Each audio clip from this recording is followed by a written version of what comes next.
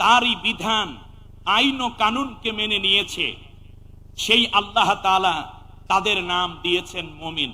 আর তিনি তাদেরকে অন্ধকার থেকে নূরের দিকে নিয়ে যান, আলোর পথে উদ্ভাসিত করেন।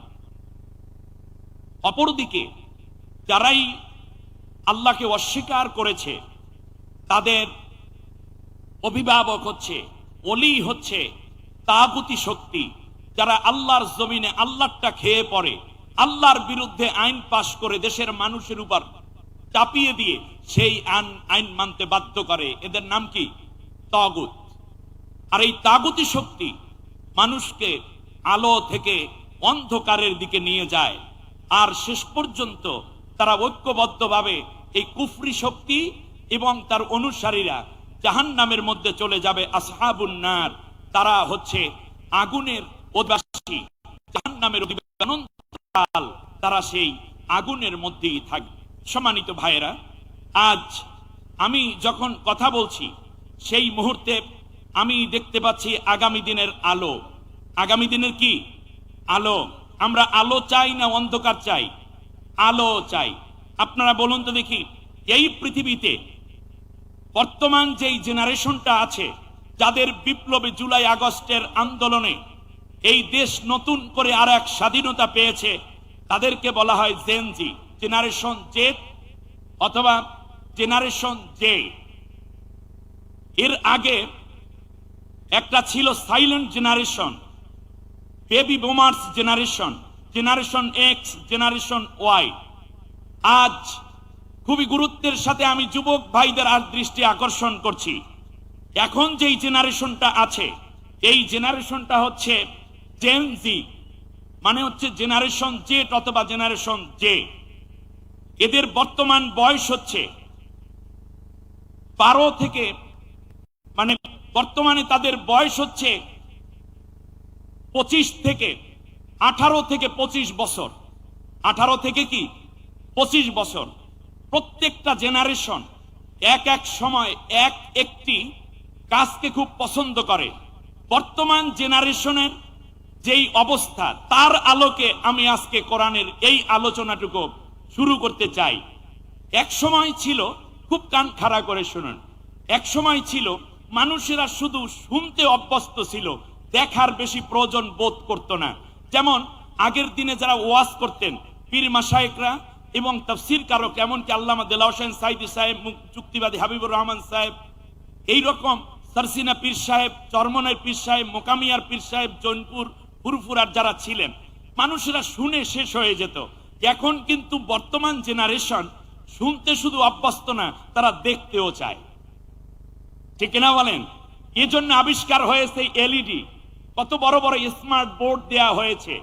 সুতরাং বর্তমান জেনারেশনের টার্গেট শুধু শোনা নয়, তারা দেখতেও চায়। বিধায় বর্তমান ডিমান্ড পূরণের জন্য আগে বাটন ফোন ছিল, এখন হচ্ছে ভিডিও দেখতে চাই, ভিডিও হোয়াটসঅ্যাপ দেখতে চাই, কল দিয়ে মেসেঞ্জারে কল দাও, একটু দেখতে চাই।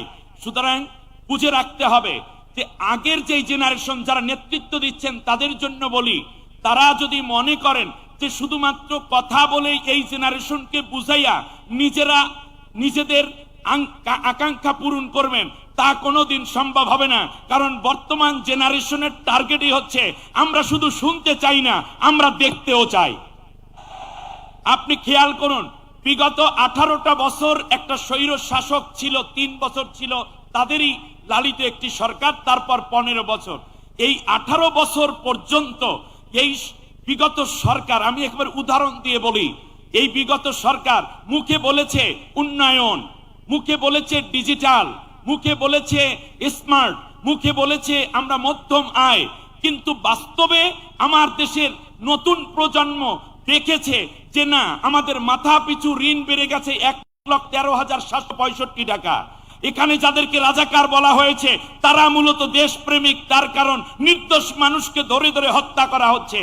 তারপরে যাদেরকে জঙ্গি নাটক সাজানো হয়েছে, আমার জেনারেশন দেখছে আসলে তো তারা এরকম না। এখন ওনারা ঘুষ, দুর্নীতি, মাদক, বেহায়া, বেপর্দা, জেনা, ধর্ষণের পাশাপাশি কত অন্যায় করছে। আমার জাতির লোকেরা টেলিভিশনে শুনছে একটা, আর তারা দেখতে পাচ্ছে একটা। এই জেনারেশন যা শুনেছে তা দিয়ে কিন্তু লড়াই করে নাই, যা দেখেছে তা দিয়ে তারা লড়াই করে এই স্বৈর শাসকের পতন ঘটিয়েছে, ঠিক কিনা বলেন? সেজন্য আমি খুব সাবধানে একটা কথা বলি, যেহেতু আমি পটুয়াখালীর ছেলে, এজন্য বলি শুনুন, শুধুমাত্র কথা দিয়া যদি আপনারা এই জেনারেশনকে ধোকায় ফেলতে চান, পারবেন না। তার কারণ এই জেনারেশন বুঝিয়ে দিয়েছে যে আমরা শুধুমাত্র শুনতে চাই না, আমরা দেখতে চাই তোমরা কি করো। প্রিয় ভাইয়েরা, এই জেনারেশনের উদ্দেশ্যে জেনজিদের জন্য আমার ছোট্ট একটা পরামর্শ, গল্প দিয়ে শেষ করতে হবে। সেটা হচ্ছে 15 বন্ধু কুয়াকাটা আসছে ঘুরতে এসে দেখতেছে একটা হোটেলে লেখা, আপনি খেয়ে যান, বিল দেবে আপনার নাতিরা। বিল দেবে কারা? তো পোলাপাইন মানুষ, তো দোস্ত জিনিস একটা পেয়েছি। এর মতো হোটেলের নাম হোটেল ফুর্তি। হোটেলের নাম কি? হোটেল ফুর্তি। 10 বন্ধু খেয়েছে, মাছ খেয়েছে 18 আইটেমের, ভর্তা খেয়েছে, গোশত খেয়েছে, এরপরে পানীয়, যা কোমল পানীয়, এটাও খেয়েছে। বলে তার শেষে তো ফিন্নি আছে, বলে ফিন্নিও দাও, বরিশালের ফিন্নি খাই নেই মিয়া। খাইয়া দাইয়া যখন রওনা করেছে, তখন দারোয়ান সামনে ধরে জিজ্ঞেস করছে, যান কোথায়? ম্যানেজারের সাথে দেখা করে যান। বলল যে কেন? ম্যানেজারের কাছে গিয়ে বলল যে ভাই, ওখানে লেখা আছে আপনি খেয়ে যান, বিল দেবে আপনার নাতিরা। ওনারা চিন্তা করছে ছাত্র মানুষ, বিয়েই করি নাই, বাচ্চা হবে, ছেলে হবে, সে ঘরে আবার সন্তান হবে, তারা বিল দেবে, আমরা একটু খেয়ে নেই ভালো করে। তখন ম্যানেজার বলল যে আপনার নাতি বিল দেবে আপনারটা, আপনার বিল তো চাই নাই, আপনার দাদাই যে খেয়ে গেছে সেই বিলটা দিয়ে যান। সুতরাং জেনজি যারা, বিভিন্ন খাওন দাওন কিন্তু আসতেছে তোমাদের কাছে, তোমরা মনে করবে না এটা খেয়ে কেউ যদি ওই খাওন খাও আগের মতো, তাহলে কিন্তু আটকে যাবে। একজনে জিজ্ঞেস করে আমার দাদাই কত খেয়েছিল? বলে মাত্র 1,53,799 টাকা। মাথায় হাত দিয়ে বেহুশ হয়ে পড়ে গেছে। অতএব এর আগে যারা খেয়েছে জনমের মতো, তারা সব পালিয়েছে। আমি আমার জেনজি ভাই বোনদেরকে বলবো, তোমরা এমন একটি দুনিয়া কায়েম করো, একটি রাষ্ট্র কায়েম করো, যেই নূর আল্লাহ তাআলা পাঠিয়েছেন। এই কথাটা আমি বলতে চাই কারণ আমরা উন্নত হতে চাই। আল্লাহ রাব্বুল আলামিন নূর, আল্লাহু নূরুস সামাওয়াতি ওয়াল আরদ। কোরআন নিয়ে আসছে যেই ফেরেশতা, তিনি নূরের ফেরেশতা। নবীর কাছে আসছে, আল্লাহ রাব্বুল আলামিন বলেছেন, ইয়া আইয়ুহান্নাস ক্বাদ জাআকুম বুরহানুম মির রাব্বিকুম ওয়া আনজালনা ইলাইকুম নূরাম বিনা। আমি নবীকেও নূর বানিয়েছি। এরপরে আল্লাহ তাআলা বলছেন, নূরিল্লাযী আনজালনা, আমি কোরআনকেও নূর বানিয়েছি। যেই পাহাড়ের উপর কোরআন নাজিল হলো, এটাকেও আল্লাহর কুদরত হয়ে গেল, এটা জাবালে নূর। এরপরে আমাদের রূহগুলো ছিল আলামে আরহে, সেটাও নূর। জান্নাত কোন দিকে, নিচে না উপরে? আপনারা বলেন না, জান্নাত কোন দিকে? উপরের দিকে। সেই উপরে আমরা নূরের দিকে যেতে চাই, জান্নাতে যেতে চাই, ঠিক কিনা? আল্লাহ নবী বলেছেন, যখন কোনো মানুষ ইন্তেকাল করে, সে যদি নেককার হয়, তার রুহুটা নিয়ে যাওয়া হয় ইল্লিনে। আপনারা বলেন ইল্লিন কোন দিকে, নিচে না উপরে? উপরে। আর সিজ্জিন কোন দিকে? নিচের দিকে। আমার ভাইয়েরা, এরপরে আপনাদের কাছে জানতে চাই, নূর যা বলেন, আলো, সব উপরের দিকে। যদি এই জাতিকে উপরের দিকে উঠতে হয়, তাহলে আল্লাহ রাব্বুল আলামিন বলেছেন যে ওয়াতাসিমু বিহাবলিল্লাহি জামিয়া। ওই দেখাইয়া ওয়াজ করার কথা বলছি না, এই জন্য দেখেন, এই একটা রশি আল্লাহ তাআলা বলছেন যে তোমরা, আমি আল্লাহ উপর থেকে একটা রশি দিলাম, এই রশিটাকে শক্ত করে ধরো, তাহলে তোমরা জান্নাতে চলে আসতে পারবে। সুবহানাল্লাহ বলেন। আল্লাহ তাআলা বলেন, আমি উপর থেকে নাজিল করেছি কোরআন। এই যে পানিটা নিচের দিকে ফেললাম, এই নিচে পড়াকে আরবিতে বলে নুজুল। তাহলে কোরআন কি হয়েছে? নাজিল হয়েছে। দেখাইয়া দিলাম, জেনজিরা দেখতে পছন্দ করে, এই জন্য। এবারে আসেন, শুধু তাই না, এই যে এলইডি, এই যে লাইট গুলা জ্বালিয়েছেন, নিচের দিকে না উপরের দিকে? উপরের দিকে। চাঁদ কোন দিকে? উপরের দিকে। সূর্য কোথায়? উপরের দিকে। আপনারা কি আরো ডাউনে যেতে চান নাকি উপরের দিকে যেতে চান? আমরা কি আরো নিচের জাতি হব নাকি উন্নতময় জাতি হব? যদি হতে হয়, তাহলে আল্লাহ বলছেন সবাই মিলে আমার এই কোরআনের রশিটাকে ধরো। এই রশি ধরলে ব্যক্তি জীবনে, পারিবারিক জীবনে, রাজনৈতিক জীবনে, সামাজিক জীবনে স্বাধীনতার 54টা বছর হয়ে গেল, আজও পর্যন্ত মসজিদে এক জোড়া জুতার নিরাপত্তা, কোন মন্ত্রীর জুতাও নিরাপদ না, ইমাম সাহেবের জুতাও নিরাপদ না। সুতরাং আমাদের বুঝ হয়ে গেছে, স্বাধীনতার 54 বছরে যেহেতু চুরি ঠেকানো যায় নাই, দুর্নীতি ঠেকানো যায় নাই, একটা মাত্র সুযোগ নিতে হবে। যেই আলো উপর থেকে এসেছে সেই আলো আমরা ধারণ করে আল্লাহর সন্তুষ্টি পেতে চাই, তার নাম কি? কোরআন। আমার ভাইয়েরা, এই জায়গাটায় ছোট্ট একটা কথা বলে আমি শেষ করতেই হবে, তার কারণ হচ্ছে সবকিছু মিলি আজকের এই আয়োজন। সম্মানিত ভাইয়েরা, আল্লাহ রব্বুল আলামিন দিলেন আল্লাহর রশি। আপনারা জানেন আগুন জ্বলতেছে ক্যালিফোর্নিয়ার একটা অঙ্গরাজ্যে, ঠিক না? এটার নাম কি জানো? লস অ্যাঞ্জেলেসে। মানুষে যখন আগুন লাগে 10 তলায় 11 তলা ছাদের উপরে ওঠে, হেলিকপ্টার এসে বলে, ওই রশি ছেড়ে দেয়, বলে এই রশিটা শক্ত করে ধরো। যখন ধরে শক্ত করে, তাকে আস্তে করে হেলিকপ্টার উড়াইয়া নিয়ে নিরাপদ জায়গায় রেখে দেয়। আল্লাহ রাব্বুল আলামিন বললেন, তুমি চরমনাই হও, সরসিনা হও, মোকামিয়া হও, ফুরফুরা হও, তুমি আলিয়া হও, কওমিয়া হও, তুমি বিএনপি হও, জাসদ হও, বাসদ হও, তুমি জামাত ইসলামী হও, হেফাজত হও, সবাই মিলে আমি আল্লাহর কোরআনের রশিটাকে ধরো, তাহলে আমি আল্লাহ রাব্বুল আলামিন তোমাদেরকে সমৃদ্ধি দেব, তোমাদেরকে উন্নতি দিব। এই অর্ডারটা কার? ওয়ালা তাফাররাকু, পরস্পরে আর কোনো বিচ্ছিন্ন হবে না। আল্লাহ দিলেন রশি জান্নাত থেকে, আপনার আলো সবার থেকে। মানুষের ভিতরে 2টা আলোক শক্তি আছে, একটা চোখ আর একটা হলো জ্ঞান। এই 2টা আলোক শক্তিকে আল্লাহ তাআলা উপরে রেখেছেন। চোখ দিয়ে দেখে, জ্ঞানের আলো দিয়ে মানুষ চিন্তা করে। এটা আল্লাহ চাইলে সিনা বরাবর চোখ লাগাইতে পারতেন, কিন্তু আল্লাহ বললেন না, তুমি উন্নত মানসির, তুমি উঁচু থাকবে, সেই জন্য আমি আল্লাহ তোমার চোখ এবং জ্ঞানকে সর্বোচ্চ জায়গায় দিলাম। যদি উচ্চতায় যেতে চাও তাহলে আমার রশিটাকে ধারণ করো।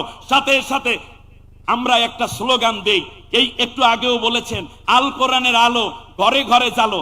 কেউ কি বলে বস্তুবাদের আলো ঘরে ঘরে জ্বলে, একথা কেউ বলে? কেউ কি বলে ধর্ম নিরপেক্ষতার আলো ঘরে ঘরে জ্বলো, একথা কেউ বলে? কেউ কি বলে পুঁজিবাদের আলো ঘরে ঘরে জ্বলো? কেউ বলে না সমাজতন্ত্র কমিউনিজমের আলো ঘরে ঘরে জ্বলো। তার কারণ ওই মতবাদগুলোর মধ্যে কোনো আলো নাই, আল্লাহ তাআলা আলো দিয়েছেন কোরআনের মধ্যে। এই জন্য বলা হয় আল কোরআনের আলো ঘরে ঘরে জ্বালো।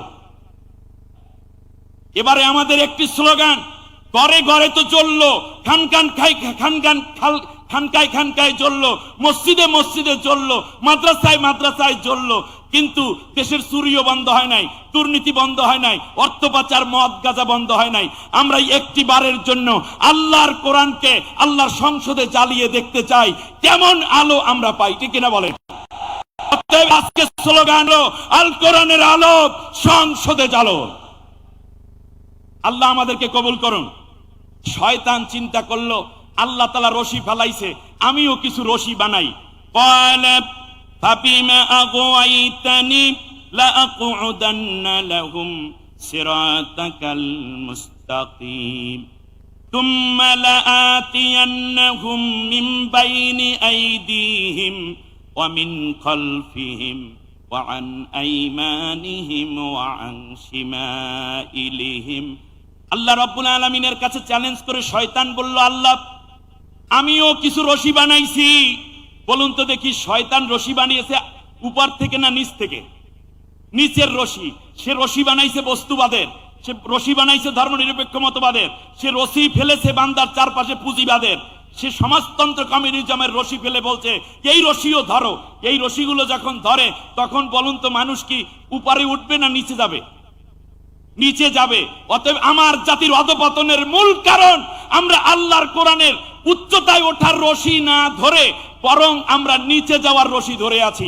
ওই রশি ছেড়ে দিয়ে আল্লাহর উচ্চতায় যাওয়ার জন্য রশিটা ধারণ করতে হবে।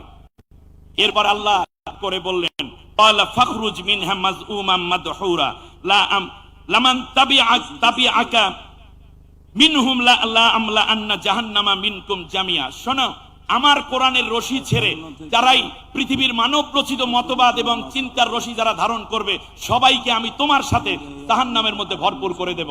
অতএব কথা বোঝা যায়, যদি আমরা আল্লাহ রাব্বুল আলামিনের কোরআনের এই রশিকে ধারণ করি ব্যক্তি জীবনে, পারিবারিক জীবনে, সামাজিক জীবনে, রাজনৈতিক জীবনে, অর্থনৈতিক জীবনে, তাহলে আমরা উন্নত হতে পারবো। আর সেই উন্নত জাতি গঠনের জন্যই আজ জেএনজি কে অবশ্যই আল্লাহর কোরআনকে ধারণ করতে হবে, কোরআন অনুযায়ী চলতে হবে।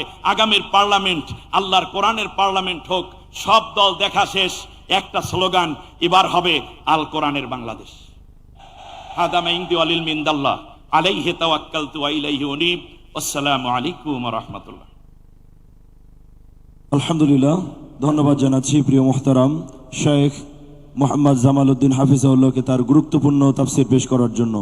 আমরা সকলে আশা করি আমাদের ব্যক্তিগত জীবনে তার জ্ঞান গর্ব আলোচনা থেকে আমল করে দুনিয়া ও পরকালীন জিন্দেগিতে সাফল্য লাভ করব ইনশাআল্লাহ। আল্লাহ তাআলা মুহতারামের হায়াতের ভিতরে বারাকা দান করুন। এই পর্যায়ে প্রধান বক্তার বক্তব্য নিয়ে আসছেন বাংলাদেশের লক্ষ কোটি ছাত্র তরুণের হৃদয়ের স্পন্দন, পটুয়াখালীর গর্ব, জাতীয় ছাত্রনেতা, জাতীয় সাবেক ছাত্রনেতা, পটুয়াখালীর কৃতি সন্তান জনাব ডক্টর শফিকুল ইসলাম মাসুদ। এই পর্যায়ে প্রধান বক্তার বক্তব্য নিয়ে আসেন জাতীয় সাবেক ছাত্রনেতা, পটুয়াখালীর গর্ব ডক্টর শফিকুল ইসলাম মাসুদ। নারে তাকবীর, নারে তাকবীর। আল কোরআনের আলো, আল হাদিসের আলো, নারে তাকবীর।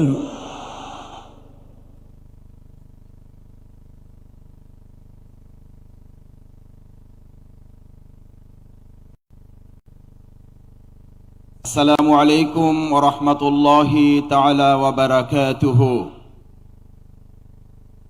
মাইকের আওয়াজ শোনা গেছে?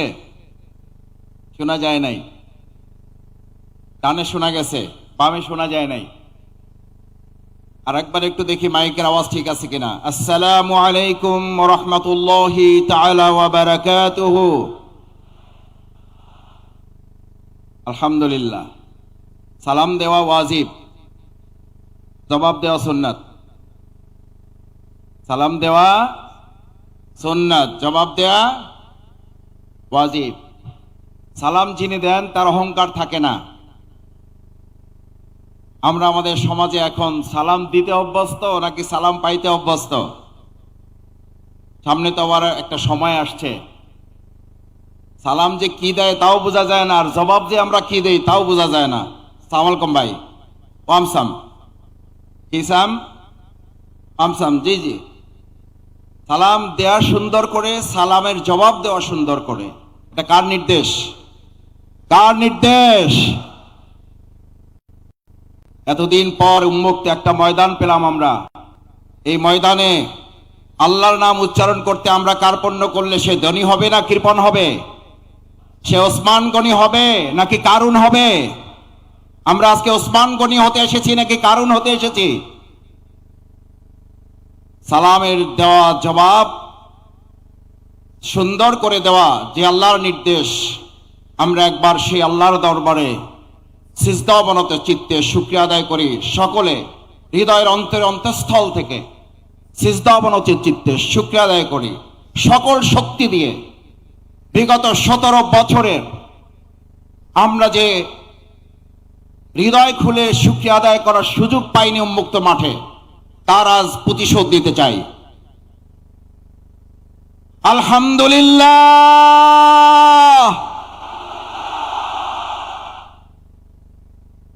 আল্লাহু আকবার।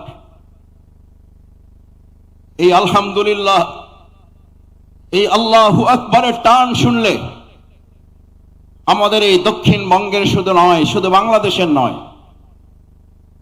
গোটা পৃথিবীর কোরআনের পাখি নামে খ্যাত এই টানের সাথে একজন মানুষের কথা কি আমাদের মনে পড়ে না? পড়ে না? আল্লাহ এই মাঠে তিনি ফিরতে চেয়েছিলেন, তিনি আবার কোরআনের আওয়াজ নিয়ে আসতে চেয়েছিলেন। আল্লাহ আমাদের সেই কোরআনের পাখি যেখানে যে অবস্থায় আছে আপনি তাকে মেহেরবানি করে জান্নাতুল ফেরদাউসের মেহমান হিসেবে কবুল করুন। আল্লামা দেলোয়ার হোসেন সাইদ রাহমাহুল্লাহকে আপনি শহীদ হিসেবে কবুল করুন। আল্লাহ, এই মাঠে আমাদের দেখা হলো না, মেহেরবানি করে কাল কিয়ামতের কঠিন ময়দানে আমাদের হিসাব নিকাশ সহজ করে জান্নাতুল ফেরদাউসে আপনি আমাদেরকে একত্রিত করে দেখা সাক্ষাতের ব্যবস্থা করে দিয়েন। সম্মানিত বন্ধুগণ, মুসল্লিয়ান ইকরাম, আমার মা এবং বোনেরা, ভিন্ন ধর্মাবলম্বীরাও বিভিন্ন জায়গা থেকে আমাদের এই আওয়াজ, আমাদের এই আলোচনা, আমাদের এই কোরআনের বাণী শুনছেন। আমরা আমাদের মা বোনদের ধন্যবাদ জানাই। অসম্ভব কষ্ট করে বিশাল এই তাফসিরুল কোরআন মাহফিলে আপনারা হাজির হয়েছেন। আল্লাহ সুবহানাহু ওয়া তাআলা আমাদের মা বোনদের কবুল করুন, এই জন্য যে মা বোনদের আল্লাহ সুবহানাহু ওয়া তাআলা এত মর্যাদা দিয়েছেন। আমার শ্রদ্ধেয় প্রিন্সিপাল বলতেন, মাসুদ, আমাদেরকে আল্লাহ তাআলা রাসূল করিম সাল্লাল্লাহু আলাইহি ওয়াসাল্লামের মাধ্যমে সান্ত্বনা পুরস্কার দিয়েছেন। কি পুরস্কার? কি পুরস্কার? রাসূল করিম সাল্লাল্লাহু আলাইহি ওয়াসাল্লামের কাছে সাহাবা ইজমাইন کرامগণ যখন জানতে চাইলেন, ইয়া রাসূলুল্লাহ, আমরা আল্লাহর পরে কার খেদমত করব, কার হক আদায় করব? রাসূল করিম সাল্লাল্লাহু আলাইহি ওয়াসাল্লাম বললেন, তোমার মা। তারপর কে? তোমার মা। তারপর কে? তোমার মা। তারপরে সান্ত্বনা পুরস্কার পেলাম আমরা, তোমার বাবা। আল্লাহ সুবহানাহু ওয়া তাআলা আমাদের এই মা বোনদেরকে ধৈর্যের সাথে, কষ্টের সাথে আজকে এই তাফসিরুল কোরআন মাহফিল শুনে আমাদের প্রত্যেক ঘরে ঘরে একজন করে হযরত খাদিজাতুল কুবরা রাদিয়াল্লাহু তাআলা আনহা, হযরত আয়েশা সিদ্দিকা রাদিয়াল্লাহু তাআলা আনহা দান করুন। যে কথা আমরা আমাদের এই দুনিয়ার কথা শুনেছি, আমাকে একটা ভালো মা দাও। পরের লাইনটা কি? আমি তোমাদেরকে একটা ভালো গ্রাম দেব, আমি তোমাদেরকে ভালো পটুয়াখালী দেব, আমি তোমাদেরকে ভালো রাঙ্গাবালি, বাউফল দেব, মির্জাগঞ্জ দেব। আমাদেরকে একটা আল্লাহ আপনি ভালো মা দেন। আমাদের এই মা এবং বোনের জাতি যারা এসছেন বিগত 17